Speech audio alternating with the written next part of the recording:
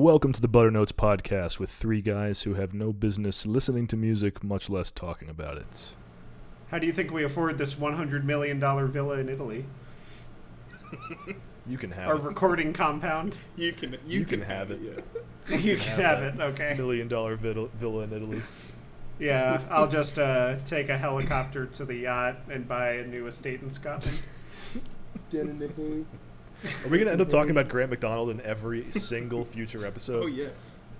Because honestly, Grant we McDonald were going to talk about Deep Deep Purple Mark II tonight, but maybe we'll just do Grant McDonald deep dive. I mean, I've been listening to nothing else for the last month. There's nothing else worth listening to. at least in that case, we get to talk about something good. Yeah. Yeah. True. So what's the first No, but mediocre we're gonna album talk we're talking DP. about tonight? Yeah, we're going to talk DP tonight. DP Get the Mark fucking II. double penetration jokes out of your system, Jimbo. Get 'em out of your I system. fired off two right there, pretty rapid fire. All right. I'm good now. It's going to get old fast, so let's go ahead and retire I'm that. good now. Do you We're want at the to take beginning. over? You want to take Okay. over on the DP? So, let it be acknowledged that DP is the acronym for Deep Purple, and that also stands for double penetration, and that's not really that funny, but I think James thinks it is. So Thank you, Professor. Totally let's thinks keep it is. going. Thank you, Professor. Okay. All right. Deep Purple and rock. What, 1970? Yep. Yeah, Oh 1970. God. Right as LZ3 was released. Well, I think it was a little after, right? But same year. Yeah, so in the words For of hard rock. our dear friend Tone here, they took a fucking quantum leap between the self-titled Deep Purple album and this album. They Yes, exist on separate absolutely. planes. Yes. Yeah. When I turned this one on after listening to the Mark I stuff, I was like, okay, now we're talking. Like we're getting somewhere with this stuff. Yeah, I jokingly said that this was mediocre 2 seconds ago, and then I realized this was the album we're going to talk about, and I can't even joke because this album is absolutely a masterpiece. Like, this album is at least this is new wave of British heavy metal, like, Yep. at least 5 years before it even kind of started. Like, they're Absolutely. doing it. Yep. Just Yeah, out I of mean, the like, blue. I mean, there's it precedent really- for it in the 60s, It but really it is a out of the quantum blue. leap. Jake and I were talking about this the other day in a separate thread. You weren't invited, but we were talking about like the origin of heavy metal, and you know, people talk about bands like Zeppelin. They talk about obviously Sabbath, and Deep Purple always comes up, but Zeppelin is sort of like proto heavy metal. Bands like Sabbath and Deep Purple, they just dive right the fuck in. Sabbath on the first album and Deep Purple probably not until this album, but I mean this is just a heavy metal album. Or hard And it's rock. super I mean, heavy. the classification. This album- Yeah. This album is dirty. There's Child in Time, which is the most well-known song. That song's not dirty. That's like a kind of like magisterial, epic power metal song. Right. But almost Right. every other song on this album is just filthy. And Oh, yeah. it's like the rhythm section, Ian Pace, like Living Wreck, is so funky. And it's just like, Living Wreck is just like, makes you think of like a purple shag carpet and marijuana smoke. And just like the best filthy late 60s, early 70s heavy metal sex song. Like, it's Living Wreck, the lyrics aren't even really sex, but it's just such a filthy song. It's so good. And I feel like that's not really something that people talk about a lot with this album, because Child in Time is obviously the centerpiece. But the shorter tracks on this are just like really balls out, just fantastic, hard heavy metal music. Yeah, man. It's dirt nasty, no doubt about it.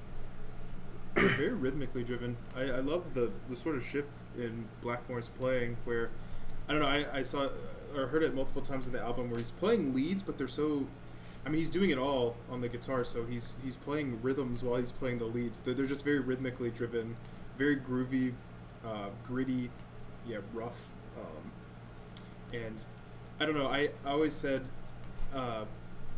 because I had done some reading on this, and I think Richie Blackmore had said, they kind of felt they were in a rut, as we kind of talked about in the previous episode. The consensus there was, these guys were still feeling themselves out while they were all, talented musicians. They were still trying to figure out the whole songwriting and composition thing, and they're having John Lord kind of carry them in that respect. But I think Richie Blackmore said, he was looking at what Led Zeppelin was doing. It was like, well, we've done the classical thing, and John Lord's got that, but I'm just going to start writing rock pieces, and then John Lord can just kind of basically catch up and just do what he does. And I think, I guess I don't want to be that guy tonight. For me, I thought this was an excellent first attempt. It is a quantum leap. Although I think it's this frame of music, this style of music, I thought was much better done on Led Zeppelin 3. But I don't want to say that it's like derivative, because they had, I think Blackmore is maybe a more technically gifted, mechanically gifted guitarist than Jimmy Page, and they also had John Lord, which gives them a lot more versatility. So they managed to carve out their own sound on this, unmistakably. But yeah, I thought that this was like an excellent foray into the hard rock arena. I guess for me, it was still a little. The songwriting for me was still a little rough, and it's not my favorite, and I don't think I personally wouldn't call this album a masterpiece, but it's an insane improvement, and it's very, very good, is where I would go with it. John Lord has a lot to do with why this album is so filthy, because this is really the album where he really perfects that classic John Lord, just like incredibly deep, rich, like in a lot of cases brutal organ tone, like that really comes out here. What exactly was his rig? You can describe it, James, I think. So I'm not sure if he was doing this on In Rock Again or on he In probably Rock was. But John Lord famously ran his Hammond through a Marshall. One of those big 100-watt Marshall stacks that Richie Blackmore was playing through. And, think space trucking. The organ tone and space trucking, we're jumping ahead a little bit here, but that's the John Lord organ sound. Running his Hammond through a Marshall. Just blasting it through a high watt amp and deafening anybody who was in the live room while it was recording. Yeah, it's heavy metal organ. And we got to talk about Ian Gillan on this album. First album. I was just gonna say, yeah, dude. Yeah, first album with Ian Gillan. It's just such a fucking enormous difference between this and the self-titled album. And was there anyone else really doing those crazy kind of vocals yet? Maybe, I guess Robert Zeppelin, Plant. I think, Robert is Plant, the only, yes. Robert Plant, Ozzy Osbourne, somewhat. Who else? Yeah, Zeppelin is really the only band.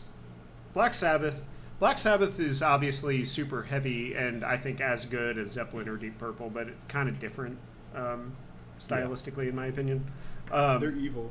They're more evil, exactly. Zeppelin is really, I think, the only band that's really comparable to what Deep Purple were doing in the early 70s. Yeah. But even then, those screams on Child of Time are, unmatched. Even in contemporary power metal music, even if you listen to, Iron Maiden, there's some amazing vocal stuff on there, but, even if you look at Ian Gillan's other performances on other Deep Purple, I don't know, whenever they recorded those screams on Child of Time in the studio, there was, something happening. I don't know. It's just, there's almost no... It's almost unmatched. Those so what's interesting is that they're actual screams.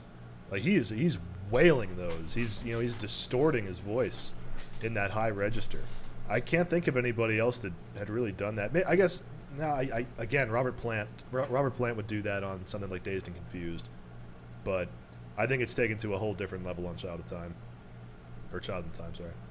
Yeah, Robert Plant's performance on Zeppelin 1, there are definitely some moments on that are comparable. that's another one of my all-time favorite vocal performances is playing Sun Zeppelin 1. And the fact that it's like the fact that they're even on par is like a huge compliment to Ian Gillan on this album. Oh yeah. So we have to talk about my favorite track on the album, which is the opener, Speed King. Speed King's awesome, man. That riff kicks in, man. Yeah. And Ian Gillian's vocals, those distorted vocals come in. Oh, it's so percussive and heavy hitting right off the bat, man. Such So a good time heavy. for the rest of the album. Yeah. No, I just felt we should mention that track as well. No, well, this is, I mean, of the early 70s, this is a contender for best vocal performance of the early 70s, I would say, if not the best vocal performance. And it added so much to the music, I think. You got to wonder where that high tempo came from too. What's the influence that pushes them into that higher tempo?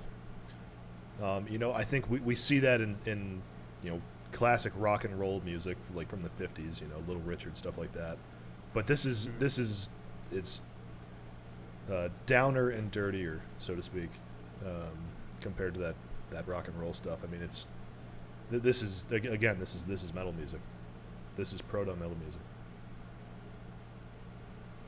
Yeah, it could have something to do with like being operatic, because obviously that is something that's a big influence on Deep Purple's music.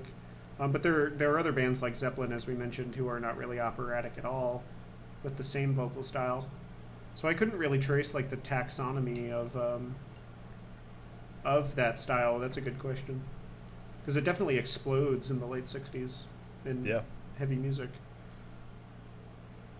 Yeah, I mean, in particular with this album, I think Hendrix had some of this stuff going on, and some of his stuff is metal, proto metal adjacent. I would say he was doing some of that in the late '60s as well. Oh, absolutely. So throw him in there too, I think. I don't know how much Deep Purple would have listened to. I'm sure they would have listened to Hendrix and seen what he was doing. Yeah, there's no way Richie Blackmore wasn't hip to Jimi Hendrix. Yeah. And as we talked about before, as we talked about in the Mark 1 episode, Deep Purple was way bigger in the States than in the UK. True. Mm-hmm. Yes. Gotta love that album cover too. That's a classic. And it's a classic cool album cover.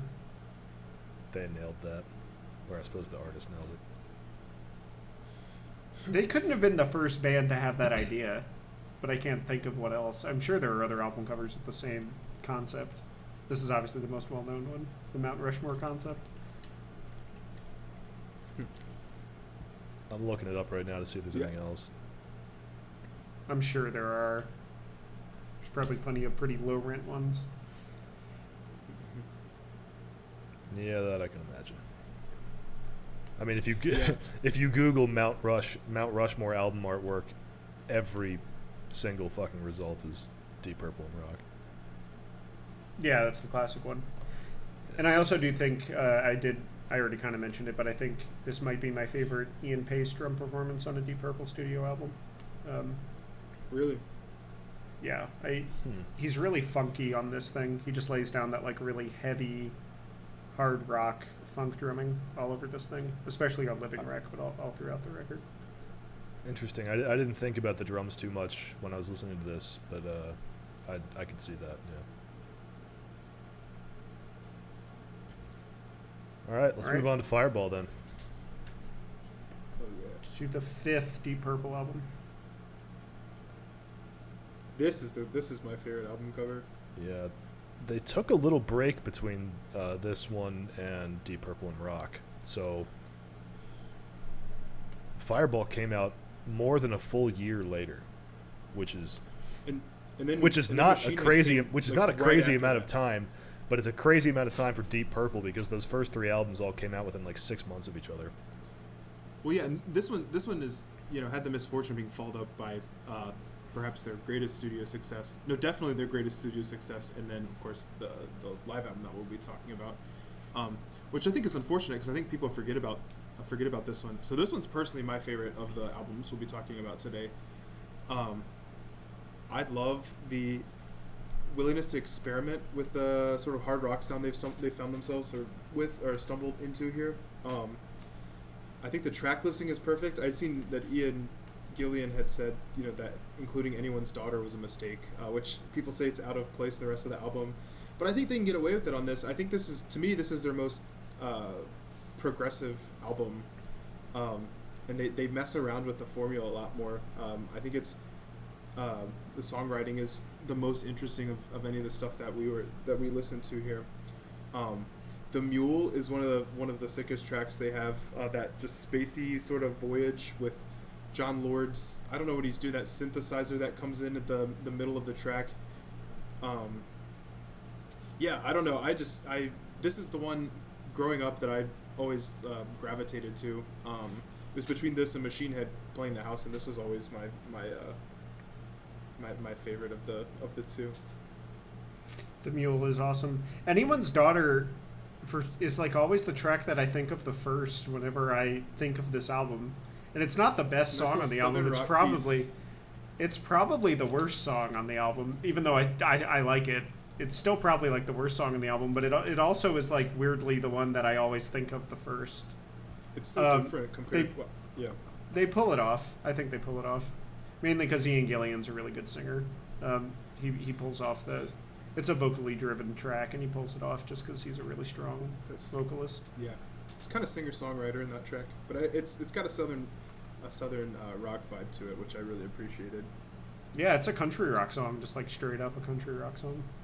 Yeah. Yeah, a lot of people, that track throws a lot of people off, but I think it's really good for the pacing of the album. It closes. Actually, I think the UK and the US release were different.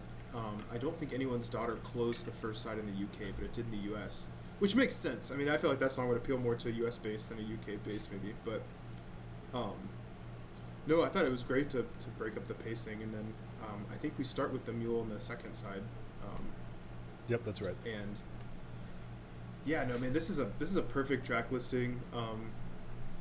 I think it's sad to me because it gets a little overlooked because not too long after this we get Machine Head, and yeah, I think that's really unfortunate. I thought they were I don't know, opened them up to all sorts of like different kind of songwriting experiences, I guess. And it's the versatility. I love Fireball, and they're definitely taking a lot of cool risks on it, and I think it's really good. I think it's solid. I think it's a great record, but I do definitely think that it's eclipsed by the two albums that bookended in the discography. I definitely think it's eclipsed by In Rock and Machine Head. It's not as appropriate for the radio, I think, was another thing that hurts it a little bit. There's just not a track on there that stands out, and it's like, well, that's going to be played at a party, that's going to be played on the radio, that's going to be played on my 8-track or whatever. I mean, it's just fine, it's just not fair with Machine Head. Machine Head was a fucking hit machine. That was an album of hits, exactly. Yeah. And we'll talk about that in a moment. But like, yeah, I thought this was a much more concerted, straightforward album output. It was a much more, to me, a much more fulfilling album experience than listening to the others. But I mean, really, I'm splitting hairs here. I mean, all of these albums are incredible, and they're genius, novel, all of the above. So I'm really just splitting hairs here. But what really sets it apart for me is just the kind of creativity and novelty of this album. Their willingness to take risks. I thought it really paid off here. And I totally understand why they went in the other direction and developed the sound that they started with on Deep Purple and Rock. But this one's a really cool. It's kind of a hidden gem, I think. Even though it's still pretty critically acclaimed, commercially successful, all things considered. Yeah, I mean, this is the classic period of Deep Purple. Like, all these albums are pretty much considered by all the fans to be the best of their entire catalog. So. Obviously, Fireball is up there. I do agree that Fireball is a really cohesive album, and that's sort of a criticism of In Rock, because as I mentioned, like, you have the big 10-minute centerpiece of Child in Time on In Rock, and then all the shorter tracks are fairly different. So there is... It's not totally cohesive in that sense structurally, whereas I think Fireball improves upon that. And then I think Machine Head improves upon that even more, because I think Machine Head is like a perfectly constructed and structured record. But they make improvements in that is sick. regard on Fireball. I agree. Absolutely, yeah. You're right too, Jacob, that it's on the proggier end of the spectrum for Deep Purple. I mean, like the Mule, I could as easily see that coming from, I don't know, like almost like an ELP. But I'm sure one of you is going to slap me with an obvious answer. Are there any other instrumental tunes that we see in this lineup from Deep Purple? Almost with on Machine Head, but I'm thinking of Lazy, which it's almost. I mean, there's a long instrumental. Yeah, but the classic comes in at the end. Yeah, the classic vocals from Lazy are unforgettable. Yeah. Anthony, can you think of any other instrumental tunes? I can't, just off of memory, I can't think of any purely instrumental songs from the original Mark II catalog. Yeah, someone will slap us. Unless there's in the one on comments. Who Do We Think We Are. One of our fans will I don't slap think us in the there is. comments. One of our dear devoted fans. No. My family members. Yeah. Our fans are our family, Jacob. Yeah, exactly. Implying our family members are fans. Yeah. Like, oh, that's great. It's cool. You're doing a podcast. Yeah, this is all What's it attempt about to get again? my sister to listen to Deep Purple, finally.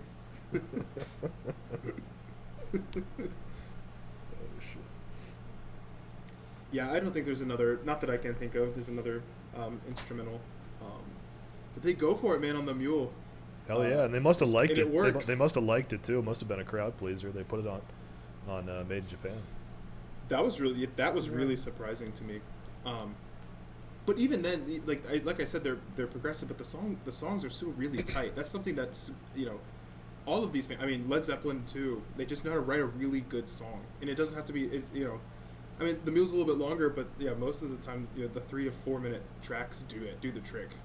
They take you on a journey in those 3 to 4 minutes, and that's something I appreciate about this lineup, is that they really, really played to their strength. And I mean, they continued on that into the mid to late 70s as well, but they really leaned into that. And but I did like the willingness to experiment a little. This music, I don't think lends itself to. Well, I'll talk about this when we get to Made in Japan, but it doesn't lend itself to going too far beyond those boundaries, I think, at least at the time. But I'll say more about that and give some examples when we talk about Made in Japan. Nice. Right, so now we have the Big Kahuna next. Yep, the Big Kahuna is exactly right. Machine Head. Good album. Holy shit, what a good album. 6th album, and the most famous by a significant degree.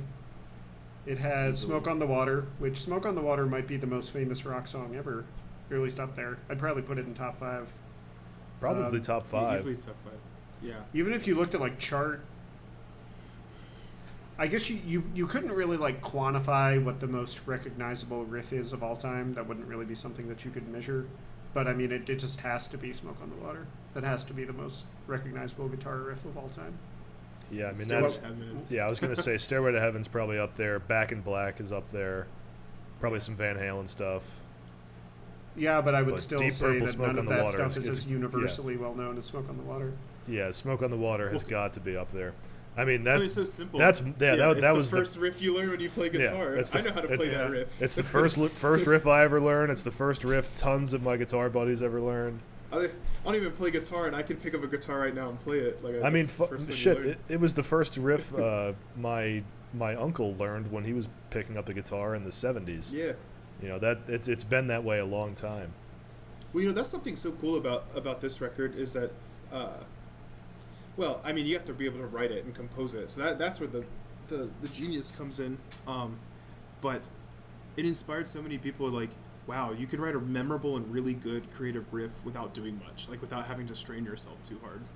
And that's something I really, really appreciate about this music, and especially Machine Head, just writing really memorable tracks where they didn't, like, I don't know, it just seems it was so seamless, and they didn't do anything, there was no fluff, they didn't need to go beyond, I don't know, the chemistry they already had in writing. They just developed a really good chemistry, and all these members were just playing off of each other, man. lock and step, and I don't know, they just completely nail it. And I mean, it shows with the amount of hits that are on this record. And it just has such wide appeal to music geeks and to just casual listeners. People will recognize a lot of these tracks. Highway Star is one of those tracks as well, and Space Truckin' as well. And I think a lot of people probably heard Lazy without realizing it too. Yeah, I mean, let's start from the beginning here. I mean, is there anything else like Highway Star? It's the ultimate, just like badass car rock song. Yeah. It's like it's just like the ultimate badass hard rock song. Yeah. It's a contender for like one of the maybe it's a contender for like best opening track for an album. It makes me want to just grow a mustache and drive through Texas highways in a Trans Am going very, very fast. On your Viper King? Yeah, man, exactly. Of course, this turned into a Dream Theater conversation now. Only true fans will get that reference. Only 90s kids will get this reference. Yeah, I mean, that instrumental break in Highway Star with John Lord, Richie Blackmore is fucking classic. It's absolutely classic. Oh, that guitar! Yeah, oh yeah. Every guitar that player wailing goes, guitar damn, solo. I want to do that. God damn, I want to play that. It's high tempo, man. I mean, this is fast shit. So this is the apotheosis of, I think, what they were doing on Deep Purple and rock. That's why I think Fireball is so interesting. That's where I was going with this, is that it's wedged in between. And like you said, James, I mean, they took a break from In Rock to Fireball, and then shortly after Fireball, they released this, and then they went on tour, and it kind of just gets Fireball gets kind of forgotten about. But I mean, for good reason. This is just like, again, this is a much more easily marketable album, and they went back to what they were doing in 1970s, I think, and just polished it up, and they just completely killed it. Yeah, I mean, this is just a band operating just at their absolute peak. Yeah. When's the first time you guys all heard this album? Shoot, I mean, are you talking from start to finish, or like when was the first time I heard most of the songs or whatever? Both's first fine. time I listened to my first time I listened to the album all the way through, I was probably 13 or 14. Yeah, probably me the too. first time I heard Smoke on the Water, Lazy, I mean, I was probably 5 or 6 years old. First time I heard Machine Head all the way through was, I remember the summer between... No, I was still in school. It was freshman year of high school, so I was 14. I listened to all the Deep Purple stuff and got kind of obsessed with them for a little while. And that was the first time I heard Machine Head in full. First time I heard Smoke on the Water, who knows? Yeah, I was probably a very, very young kid. Yeah. What about you? I remember my dad playing these riffs and stuff when I was a kid. Yeah, I mean, I heard Smoke on the Water when I was probably 10, picking up guitar for the first time. But I don't think I heard the full thing, probably till around the same time you were listening to it, Anthony, like freshman year of high school. It's weird how that works, yeah. Well, that's going to be a recurrent theme in many of our episodes, because for a very long time, my listening matched more or less perfectly with Anthony's, because I was just stealing everything he had. Yeah, I would find all the music and just give it to you. Yeah, I'd be like, all right, cool. Yeah, I'll bring my hard drive over. I'm just going to take all of that again.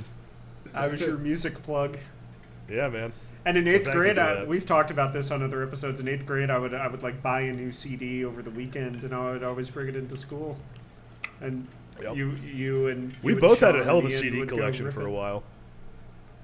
I still have the CD of Ghost Reveries that I remember bringing into St. Teresa's. That's awesome. I don't have any of my CDs. I don't know where they are. I think they're in a storage bin at one of my parents' houses. I have a lot of CDs. I still buy CDs sometimes. Yeah, fair enough. I have CDs I bought since then, but I mean, I don't have my old CDs. You'd be like Steven Wilson. He's I always watch those like Amoeba Records, What's in Your Bag. There's like a ton of artists on there, and I love those. I wonder what these people listen to. Yeah, they're really cool. And Steven Wilson did one. He was in his house. He's got his huge collection and stuff, and he's going through some of his collection. He's like, oh, I got this, Alteca albums, whatever. And then he pulls up a CD and he goes, people. I'm not even attempt to do a British accent, but he goes, people talk about how they don't like CDs. He goes, some albums just sound better on CDs. He's like, jazz sounds better on the CD. I don't know if any of that's true. He's the production geek, so I'll take his word for it. But I think that is a lost art, man. I do like. I did have some good times listening to stuff on CD with headphones. Well, so there's definitely a difference between listening to like some MP3 on Spotify versus listening to a CD or vinyl. Oh yeah. Absolutely, yeah.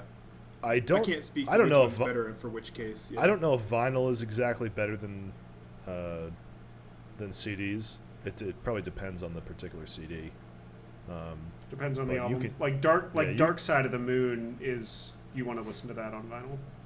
Allman Brothers is on vinyl is superior, I think, than to CD. Yeah. I have piecemeal. I couldn't say in general what kinds of music sound better. It might literally be an album by album, case by case. Classic thing. I don't know, like John Coltrane and Love Supreme. I mean, that's a masterpiece no matter how you listen to it, but it's best listened to on vinyl. Depends on the album. I mean, I really love vinyl records, so I would rather listen to almost any other album. That would be my preferred way to listen to music. But you have to set some time aside, and you have to obviously be and some money in one location. And some money, I was gonna say. Yeah. Yeah. I have a lot of records. I have a pretty decent record collection at this point. Yeah, you've got an impressive vinyl collection, man. I couldn't believe it when I saw it. Yeah, you how seem many surprised. would you say you have? I probably have. How many would you say you have? I don't know, actually. I should count. I probably have like. It's 300. definitely, yeah. It's Well, definitely a couple hundred. Probably like 300. Nice. Damn. Yeah, it's sick. That'd keep me busy, man. That's what I aspire to. It's the money. For me, it's the money thing. If I had some money to blow, I'd probably have 300 records right now. Yeah. I spend way too much money on it.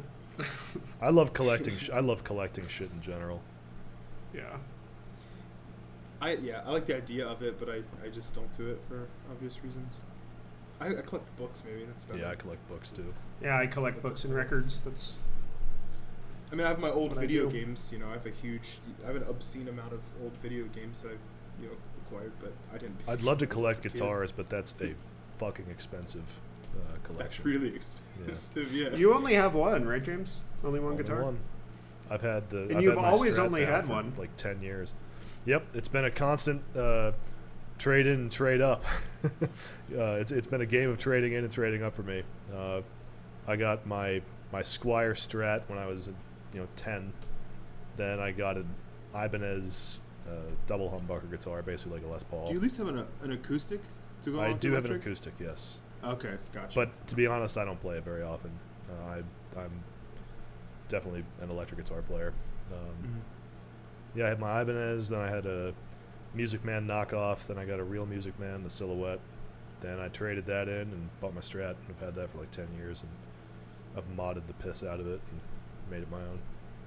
I remember driving with you to Stafford to get that Music Man. No, that was to pick up a Mesa Boogie Mark IV.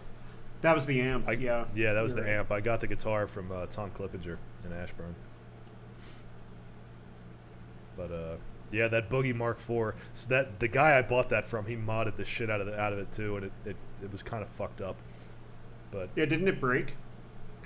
no, it didn't break. It didn't break. It worked. It just wasn't right, and I managed to trade it into some store and get some credit, and I bought a Fender Supersonic. All right. Tail Is end that of still the amp you have now? No, I've got a Boogie Mark V now. That thing's a fucking beast. Do you bring that with you to gigs, or do you just use Yep. their house equipment?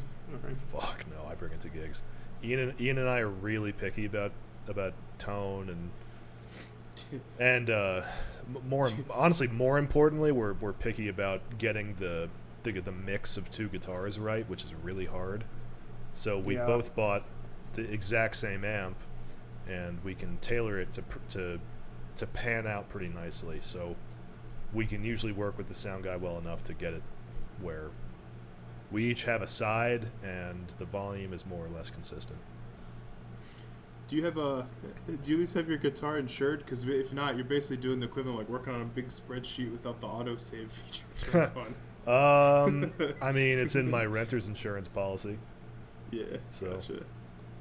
I was gonna say, you take that thing around, man. It's risky.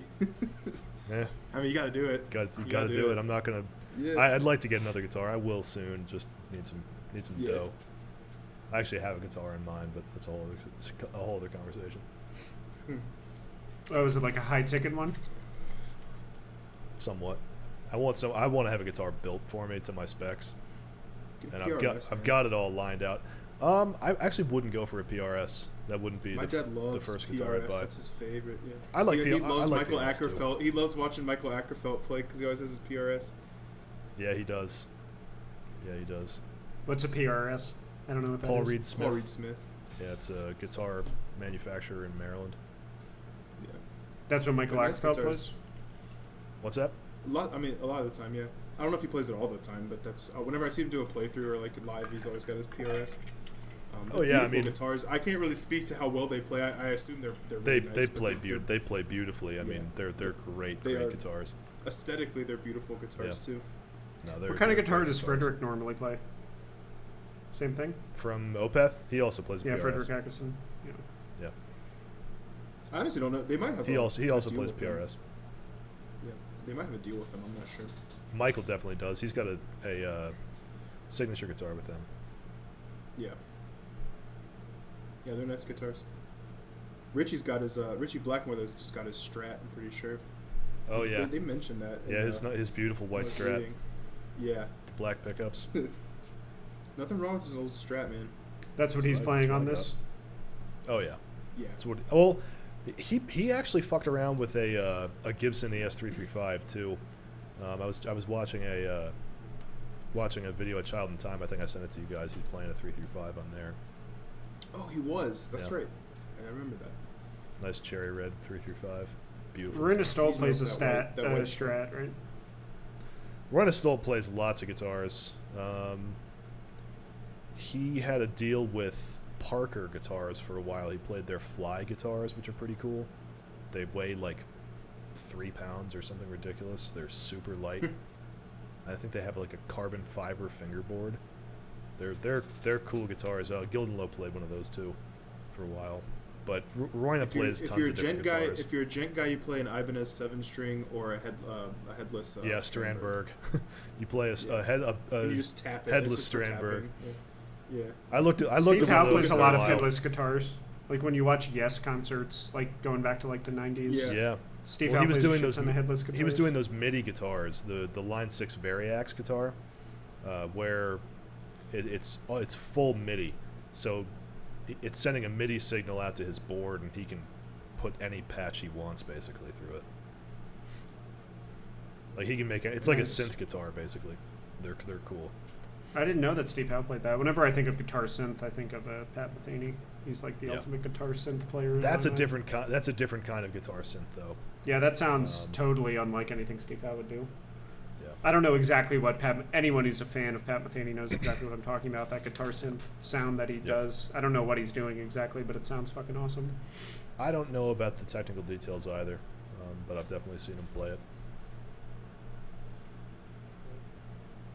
Yeah, Machine Head.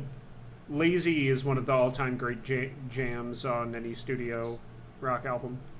Yeah, it's my favorite. It's my favorite Deep Purple track by far. There's no contest. It's a huge contender It's for up mine there. as well. Yeah.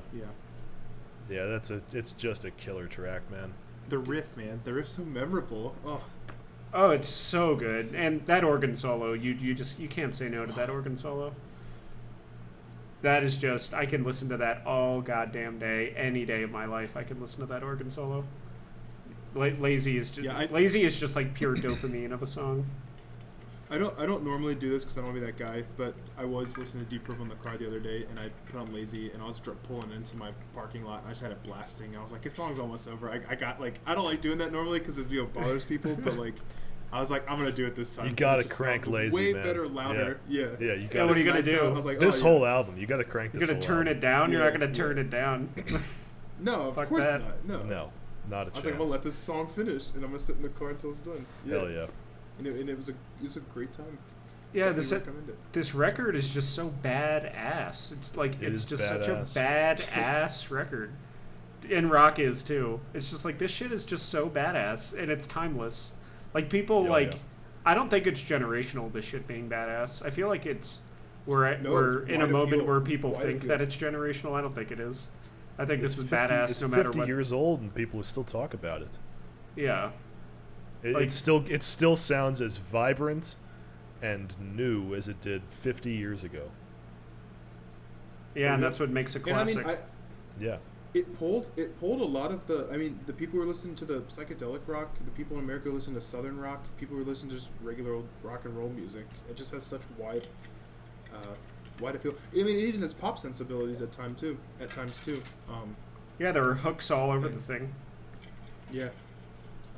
Like I said, they absolutely mastered the rock song writing format.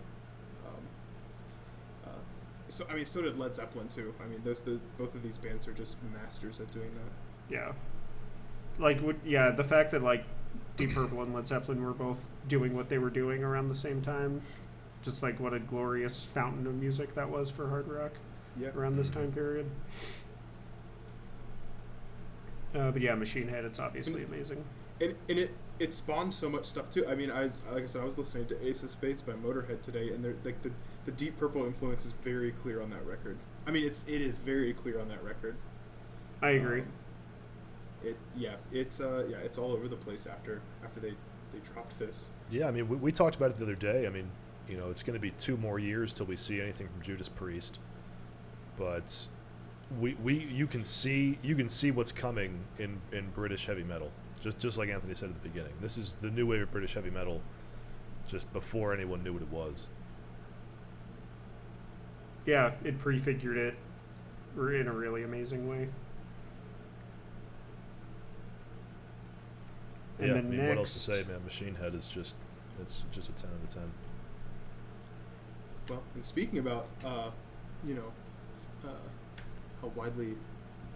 much wide appeal. Yeah, I was gonna say this record here. I mean, this is a big advertisement for that record, and a lot of people are like, "This is like one of the best." I actually had never listened to Made in Japan prior to doing this exercise, so I I asked the other day. I was like, "Why did we include this? Why not Live in Denmark or something like that?" I didn't know. You can't talk about weird. Deep Purple Mark II without talking about Made in Japan. Yeah, I had no idea. I didn't know if it was like Anthony said, an archival release, or if it's something they did as part of the marketing. And no, I mean, this is one of the best live albums I think I'd ever heard. No,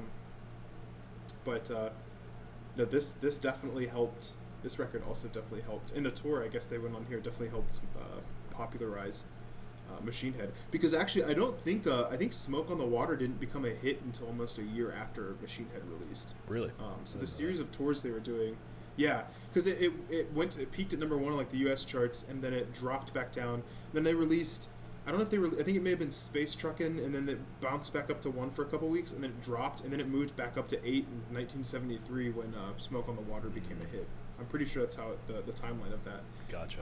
So these tours they were doing were really helping publicize. I mean, they were just sold out shows and lots of. I mean, they're doing it in Japan. I mean, they're in Japan playing this.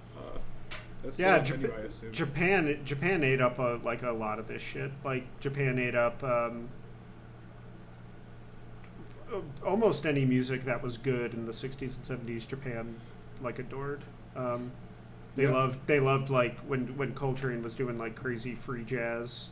They loved that shit. Like I didn't know that either. That's great. They basically when he went over to Japan for Live in Japan by Coltrane is a out record you guys should listen to, non-relatedly. I would love to. But they hailed him they treated him like an actual royalty when he went over there. So Japan definitely is keyed into to Western music. So I don't think it's very surprising that this big live album came out of shows they did over there. There's an interesting I can't name too many bands from it. There's a band called About Tess. They're I love About Tess. They're a math rock band, and I'm not going to attempt to draw a pipeline from Deep Purple to About Tess, but I've always wondered how Japan got into the metal business, but it makes sense if they were just listening to Deep Purple from the get-go, where that pipeline came from. I just thought about Tess because they had some heavy prog kind of stuff going on in there too. Yeah, that's a whole rabbit hole. There's amazing rock music from Japan. Yeah. Math rock specifically, tons of great shit. That could be an episode at some point. But yeah, I don't think it's all that surprising that one of their biggest shows and albums came out of shows they did in Osaka. Yeah. All of these It are only from goes to Osaka, show- right? Yeah. Osaka and It Tokyo. just, yep. I don't know. Yep. It only goes to show that it just has like worldwide appeal. I mean, this music is just beyond borders, man. Fires you up, man. Yeah. Gets you moving. Feels something deep and Yeah. deep in the human condition, man. Yeah. Yeah, man. So this is the perfect kind of live album, and Deep Purple are the perfect kind of band to listen to live albums for, because almost every song is extended quite a bit. There's a ton of jams, a ton of solos, long ass drum solo, which is almost a requirement In for a the mule? 70s for a 70s live rock album. Yeah. Do you ever They listen, give, do you like, ever listen Moby to the Dick, Black too. Oak, Arkansas? Not Black Oak, Arkansas. Excuse me. Grand Funk Railroad.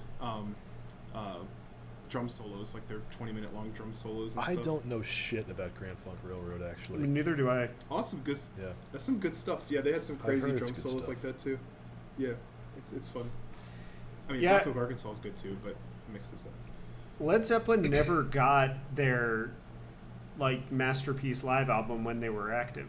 Like they had Song Remains the Same, but Song Remains the Same was actually like, I mean it's good, I like it, but it's like Jimmy Page basically says that it was pretty much a bad show, and like they regret a lot that was the movie and the album, and that was the only live album they got when they were active. And then they got How the West Was Won, which is How the West Was Won is obviously like absolutely a masterpiece. That's a killer live But that didn't album. come. That was archival. Yeah. That didn't come out until 2000. I think it was 2003. But Deep Purple, I'm glad that they got their big live album while they were active. And that's this. Like this is everything you want out of a live rock record.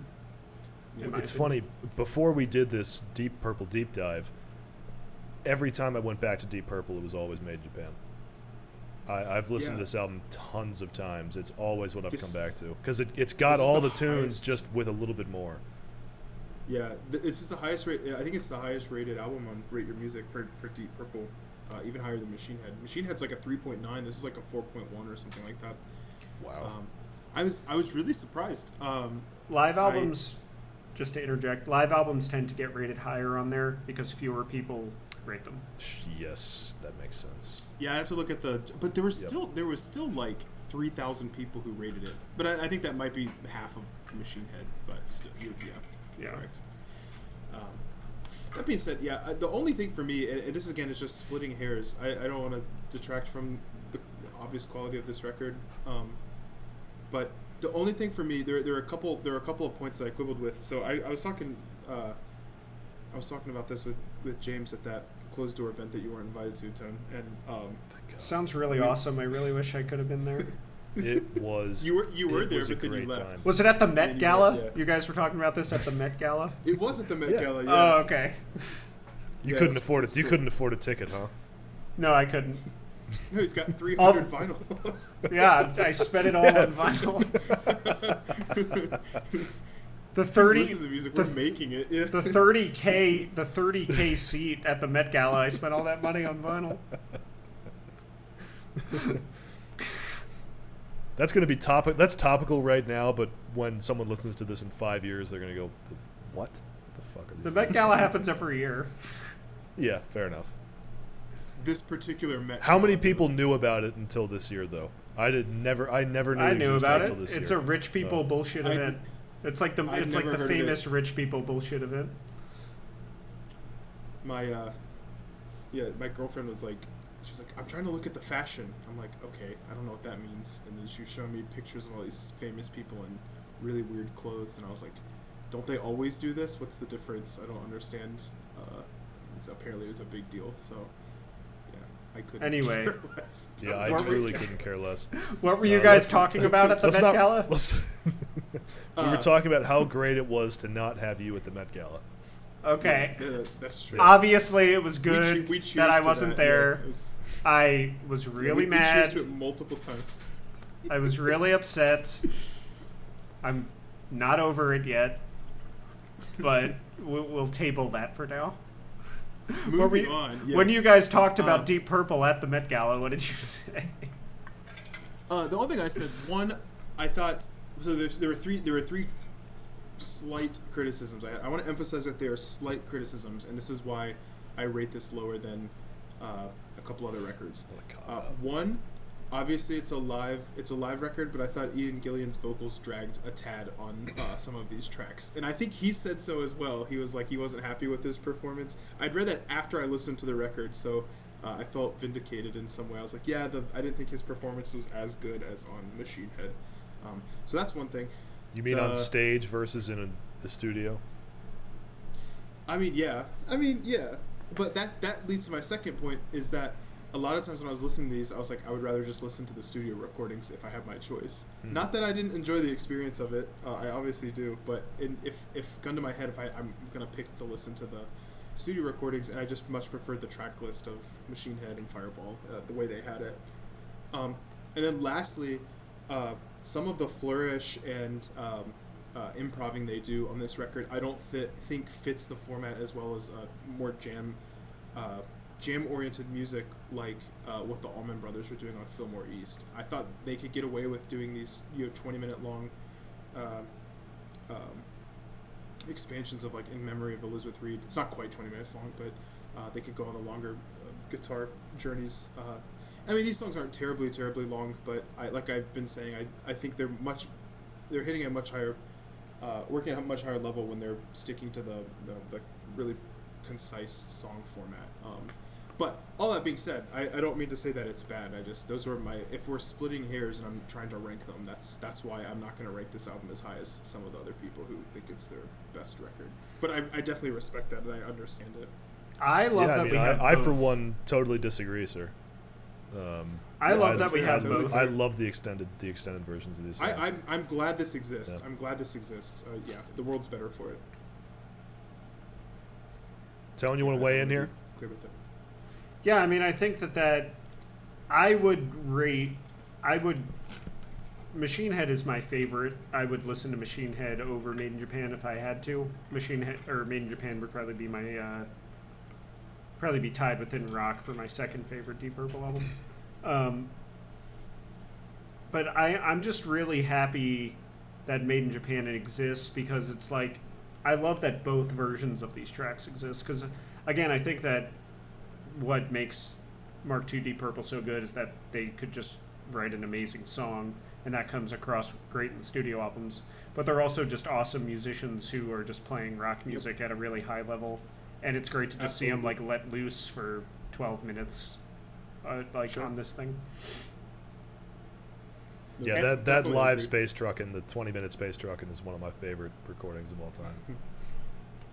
And I am blinking here. I'm having a brain fart here. The Mule was the track with the long drum solo for me and Pace, right? Yeah. Okay. Yeah. It's almost exclusively like there's not. It eats up most of that track. Yeah, it's the majority. It's like the Moby Yeah. Dick of the album, although not as long as that. Yeah. Right. Yeah, I mean, and the track listing here, the set is just perfect. It's a perfect track listing. Yeah, it's all the classics. It's only 7 Yep. songs, and it's like probably the 7 most classic songs from the first, from the previous 2 albums. Yeah, I agree. Or 3 albums. Yeah, I mean, Where would Ian you, Gillan on Child in Time, man, there's nothing like that. How the West was won by Led Zeppelin or Made in Japan, James? Probably Made in Japan. Oh, really? That's bold. Yeah. Fair, but bold. Yeah, probably What Made in about you, Japan for Jake? me. Probably you would pick Zeppelin. Yeah. Yeah. I mean, yes. Yeah. so if I had to, It's yeah. kind of unfair because How the West Was Won is what, like 2.5 hours long, Yeah, it's super long. compared to what, Depends if you're listening hour to the hour deluxe and edition. 15 for Made in Japan. But I mean, If you I listen don't to the know. deluxe edition, this is like 2 hours, but yeah. I They prob- added other shows on that one. I probably like Deep Purple better than I like Zeppelin. Really? That might be a bold take, also. Yeah. Not really. Yeah, I'd say so. I definitely like Deep Yeah. Purple more than Led Zeppelin. I'm not. Yeah, I have no illusions about that. Yeah. But I do like. I would say like How the West is one better than this. I No like Led shade Zeppelin more to than Deep Zepp. Purple. I fucking love Zepp, but I Yeah, probably Zepp's prefer great. Deep Purple. I mean, it's like top of the line 60s and 70s hard rock, no matter what. So Yep. splitting hairs. Those two bands are the titans of it, I'd say. Yeah. Yeah, interesting. Maybe them this and thing will Foreigner. grow on you, Jake. Like since you listened to it for the first time. I don't know. I'm sure. Yeah, I'm sure of it. I'm always really excited actually when I listen to a highly acclaimed record, and I don't have as a visceral reaction to it as other people, and I think, well, I mean, this is just means I need to listen to it more. If nothing else, it's still a really good album. I get to listen to a really good album a bunch more times, even if it doesn't hit me as a masterpiece or something. I still have a good time listening to it. So, if it's something that, I mean, yeah, if it's obviously a masterpiece to me when I listen to it, I'm just gonna get burnt out on it listening to it a bunch. That's something that I do, and there's very few albums that I won't lose interest in when that happens. But when an album is bad, I look at it as a positive thing. It's like, well, not bad, but like it's not as not to what I was expecting. Then it's like, oh yeah, I get to listen to this 100 more times, and hopefully it'll hit me one day. And those are honestly the best experiences. When there's an obvious masterpiece, that's great. But then when you listen to it a bunch of times and then one time it just hits you, I think that's arguably better. So I'm hoping that's what happens here. Having an album hit you is a great experience. Yeah, it is. That happened to me with Loveless by My Bloody Valentine. First time I listened to that, I thought it was average, and then I don't remember at what time it hit me. I think that's one of the common acclaimed records that nobody really likes the first time, but then hits them. I feel like that's the classic example of that. Or did that I had not a happen totally to you, different James? experience. It struck me the first time I heard it. That's how I feel about all of Swan's discography. Swans are the opposite for me. For me, it's like I don't know why people like this, and then I listen to it and go, oh, I got it. Okay. I was terrified. To Be Kind the is first time I actually. heard Swans. Yeah. To Be Kind is actually. Like, why would you do this to yourself? And like, oh, I see. Because I hate myself. It's great. To Be Kind is actually like one of the major examples in my mind of an album that absolutely blew me the fuck away instantaneously. So that's funny that you said that, because it was the opposite for me.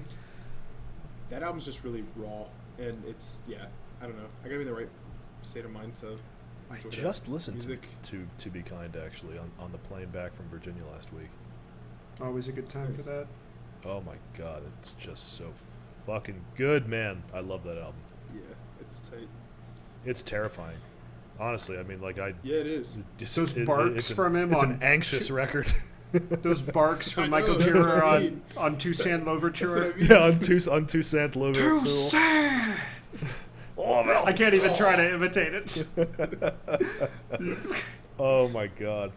Yeah, And then, like, he just starts that is some barking. incredible Like, shit. he's barking like a goddamn dog. And it's fucking horrifying. I love it so much. I will never forgive myself for missing that fucking show, Anthony. Yeah. I think Fuck you. I think I was in Europe when you went, but god damn it, I shouldn't have missed that one. My ears are still damaged from it 5 years later. You saw it. It was in That- Richmond, right? Where was that? Richmond. What venue? I don't remember. Broadberry, which would be fucking awesome. It's a pretty small little club. The Broadberry sounds kind of right. That's probably where it was. That's probably where It was downtown. It was like really close to the Science Museum. I remember we went to the Science Museum and then walked over to the show. Oh god, yeah, I'm jelly. That show was louder than anything imaginable. I'll never see a show as loud as that shit, dude. Like, that was Wouldn't strike insane. me. Well, I could see that. There's so much sound. The first, like, So many much layers. sound in that mix. the first, like, literally 5 minutes of the show was them just, like, playing this percussive, like, non-melodic riff. Just like, doosh, doosh, doosh, for, like, 5 minutes. At a volume that is indescribable. That's awesome, man. It was fucking amazing. It was just, like, pure, just, like, sonic violence performed upon the audience. How loud do you that think shit. Made in Japan was? Made in Japan was probably really fucking loud too. The Made in Japan was probably insanely loud, but the Who were the famously loud band. Live at Leeds by the Who was probably the loudest, like probably even Another louder than that classic Swan live show album. was. I I might be getting this wrong. My dad saw Kansas in the late 70s, I think.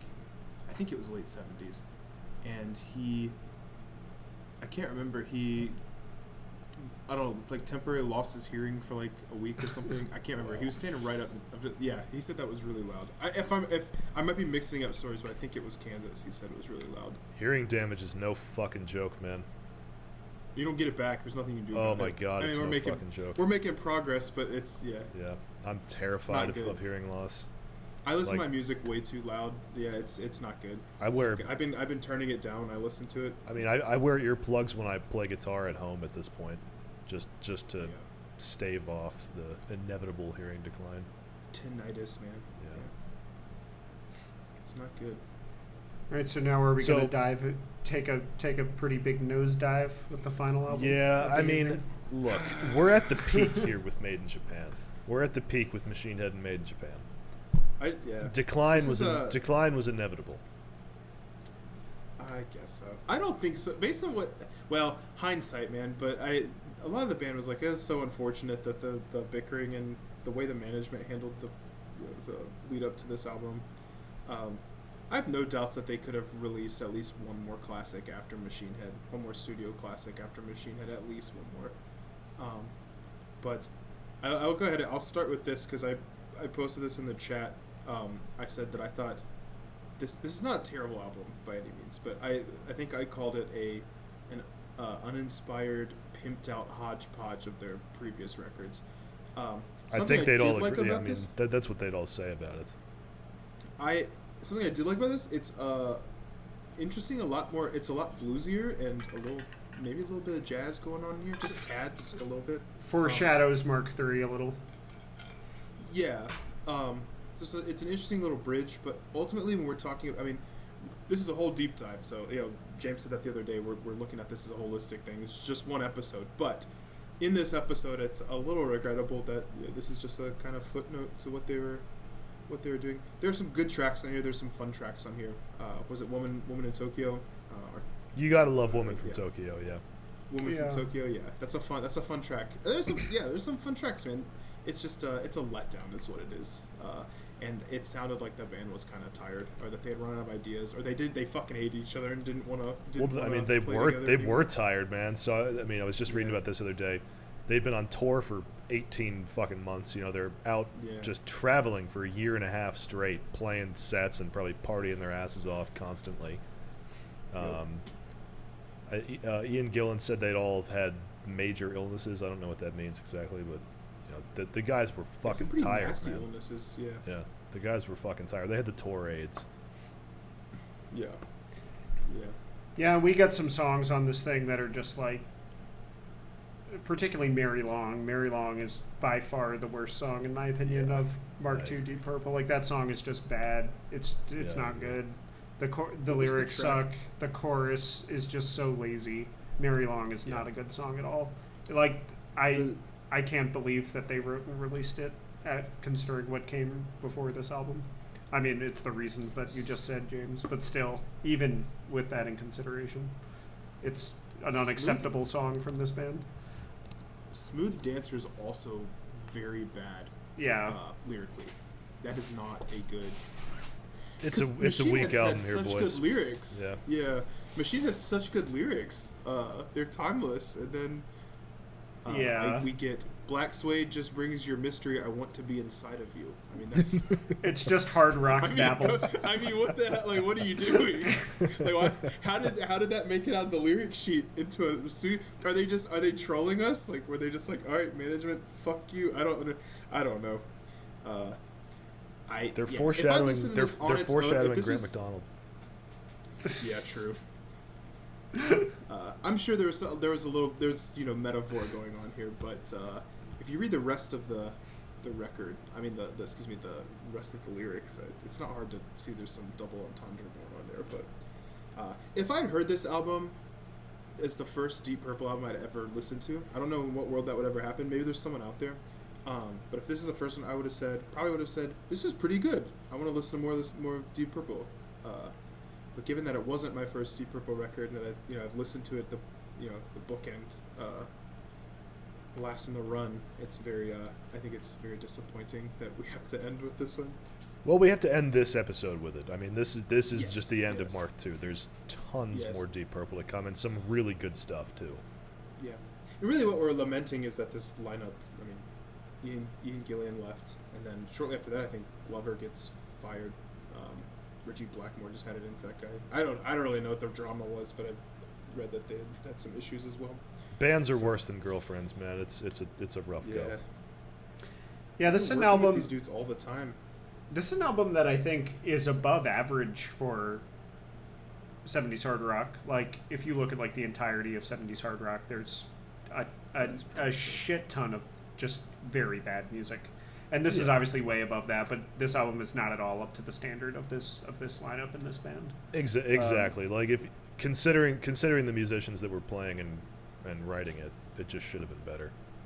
But I think the context really helps here. I mean, this is a time when record executives were up your ass to make hits and sell records, and then to go tour and promote the records to sell more records.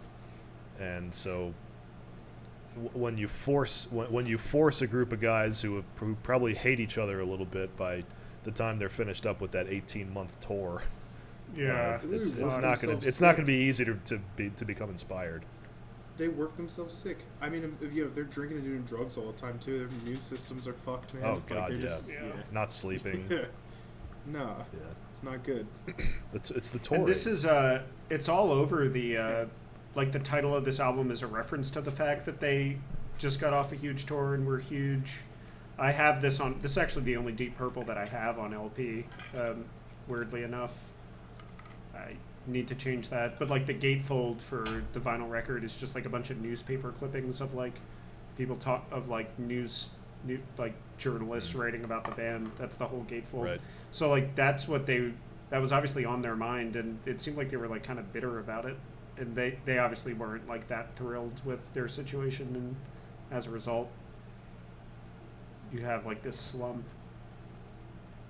Yeah. But I Not the Zach biggest was in slump the of same all time, though. situation, and he put out bangers in response to the critics.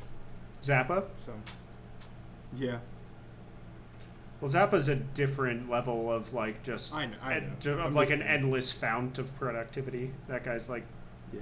Well, and he's unmatched. also not as like world renowned as these guys were. yeah.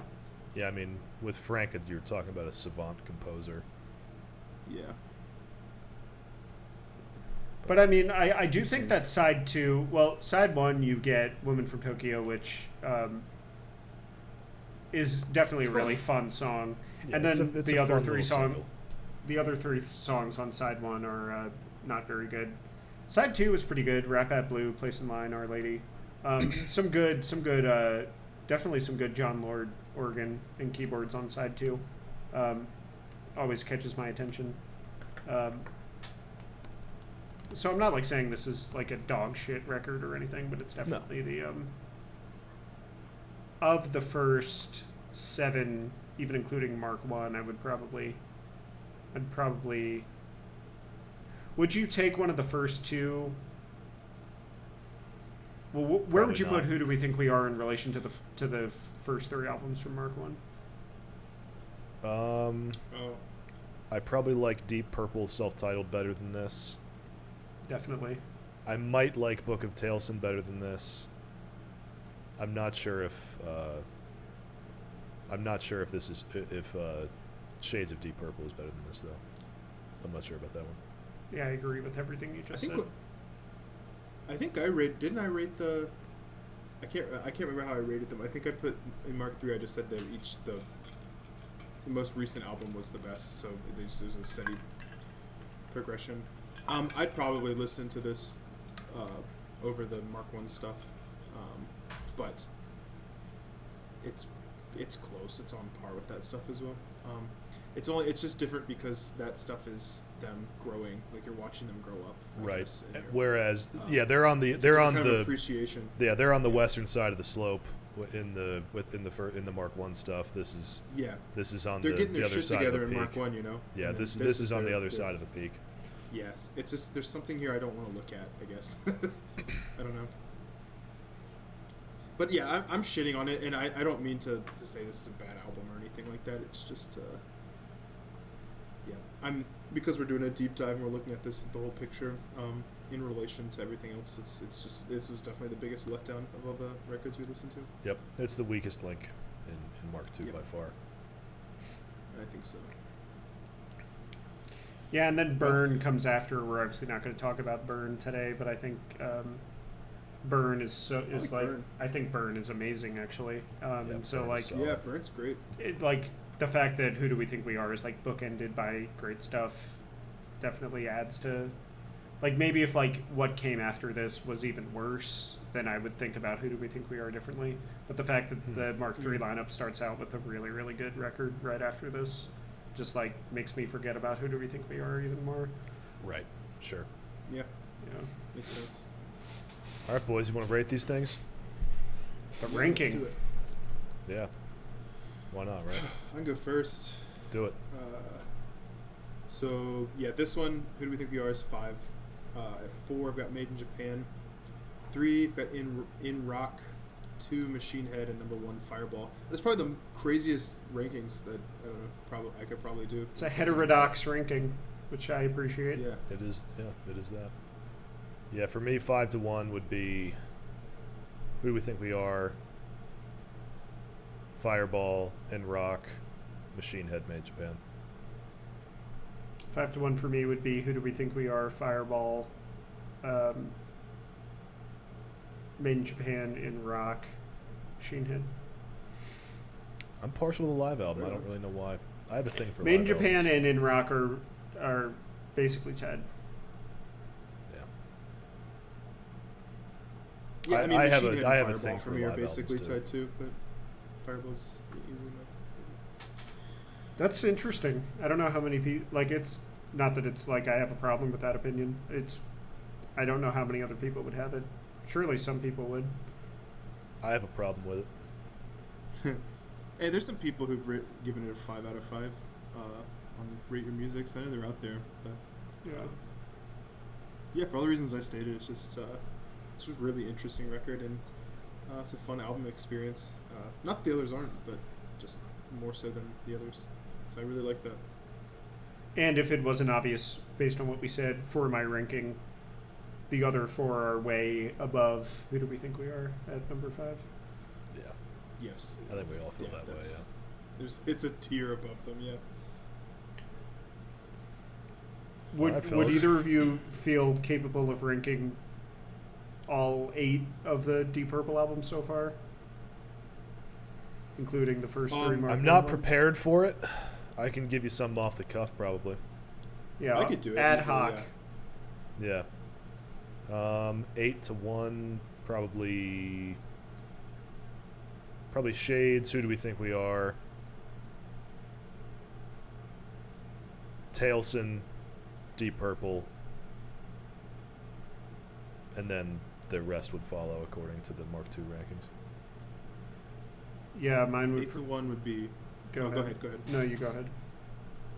Yeah, so 8 for me is Shades, and then Book of Tailson, then Who Do We Think We Are, then Deep Purple, and then the rest of my ratings, like I said. So I would actually probably put Who Do We Think We Are at 8, and then 7 would be Shades, and then after that, gonna have to count. After that would be, so number 8, Who Do We Think We Are, then Shades, then Book of Tailson, then the self-titled, then Fireball, and then same as previous.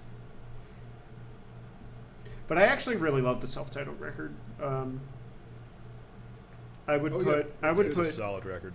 this might be somewhat blasphemous for Jake, but I would actually put the self-titled record and Fireball somewhat on par with each other. Not that they're similar, but in Wow. terms of my taste for them, I love the self-titled I don't know if record. it's blasphemous. That definitely surprises me. Yeah, that's interesting. Yeah, Gillen just makes it hard to put any of the Mark II stuff over Mark I, or put any of the Mark II stuff behind Mark I. Yeah, Yeah, Gillen definitely does that. they just get better in every respect. I think. Yeah, they really do. It's not just Gillen. Yeah. All right, well, Mark III to follow It's here. Mark. Yeah. eventually.